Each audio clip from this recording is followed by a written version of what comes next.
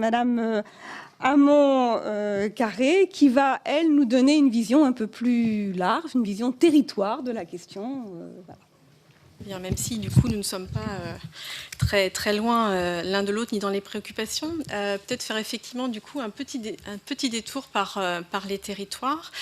et par surtout la force des projets territoriaux portés par les acteurs que j'ai pu éprouver alors dans une expérience professionnelle précédente en tant qu'élu local chargé du développement économique et de l'emploi dans une agglomération que certains connaissent certainement, donc l'agglomération de Rennes, Rennes Métropole. En quelques mots, et sans trop développer, c'est moins de 450 000 habitants, mais c'est en termes économiques, une économie servicielle qui se développe, mais également une industrie un petit peu fragilisée. L'automobile est un secteur important pour nous en particulier. Et puis un secteur du bâtiment qui a pu être très porteur, mais qui vit aussi, lui, des cycles économiques importants. Et donc c'est vrai que quand on m'a proposé là, de mener cette politique aux côtés de l'équipe de Rennes Métropole, quand on parlait d'un territoire compétitif et durable, au risque de vous choquer, on ne parlait pas travail. On parlait bien sûr énergie, on parlait déplacement, et puis on parlait développement économique et emploi. Et déjà on l'intégrait à la question de l'insertion des personnes qui en étaient le plus éloignées. Et donc on était plutôt déjà un peu, pas en avance, mais disons dans une approche un peu globale de ce que peut porter un développement économique et une présence des élus auprès de leurs entreprises.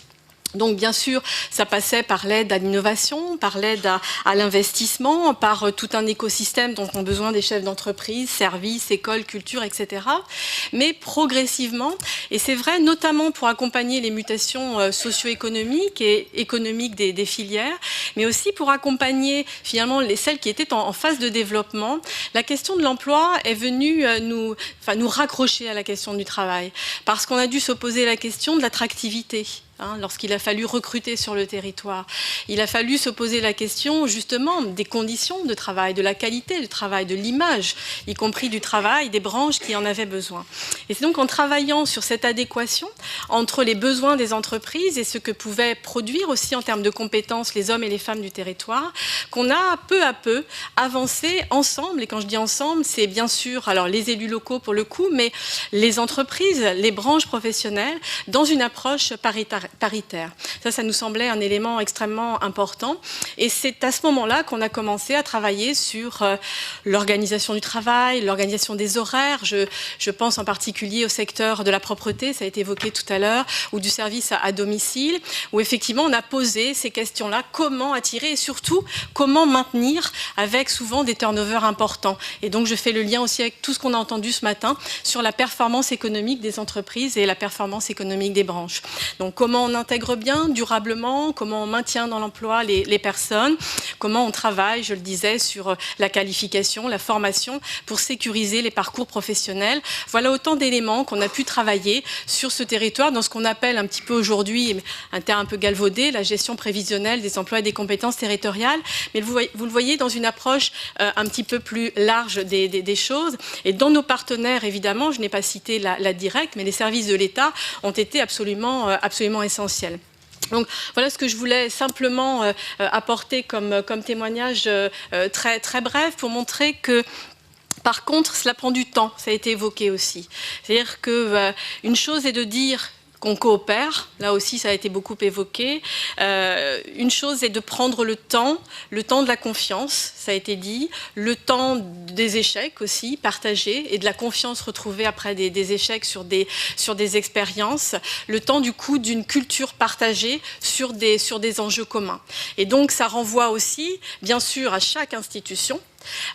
Et je fais le lien du coup peut-être de façon toute simple parce que je suis toute jeune directrice de la RACT Bretagne, donc je vais le dire aussi avec mes mots, mais c'est vrai que je vois à quel point du coup le décloisonnement sera nécessaire, c'est-à-dire pour véritablement pouvoir mener des projets de territoire avec les branches mais avec aussi tous les préventeurs qui ont été cités, c'est effectivement comment chacun dans son institution on accepte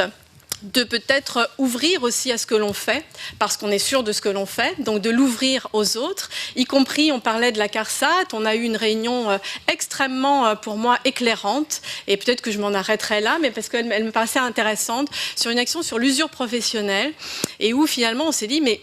c'est quand même incroyable parce que le fait qu'on ait pu travailler entre l'ARACT dans l'entreprise avec effectivement sa perception, notamment de qualité de vie au travail liée à la performance économique, mais aussi avec la branche accident du travail, qui du coup se prenait à travailler davantage avec ses collègues de la vieillesse au niveau d'une même entreprise, et que finalement en ayant un langage commun et en apprenant à travailler ensemble et à mieux se connaître, on avait été quand même rudement plus efficace. Et donc voilà ce que je voyais, moi c'est vraiment l'approche macro-territoriale est de mon point de vue absolument nécessaire, y compris pour diffuser, pour essaimer, parce qu'il y a tellement encore à faire sur tous ces éléments que vous avez dit, les RPS, d'autres risques, et puis toute la sensibilisation à la question de la performance et du fait que finalement, effectivement, le travail, c'est d'abord une opportunité, c'est d'abord un facteur de réussite. On n'est vraiment pas trop pour travailler ensemble, donc ce message-là, effectivement, sur les territoires, il peut porter, mais ça nécessite un regard vraiment dans sa propre institution.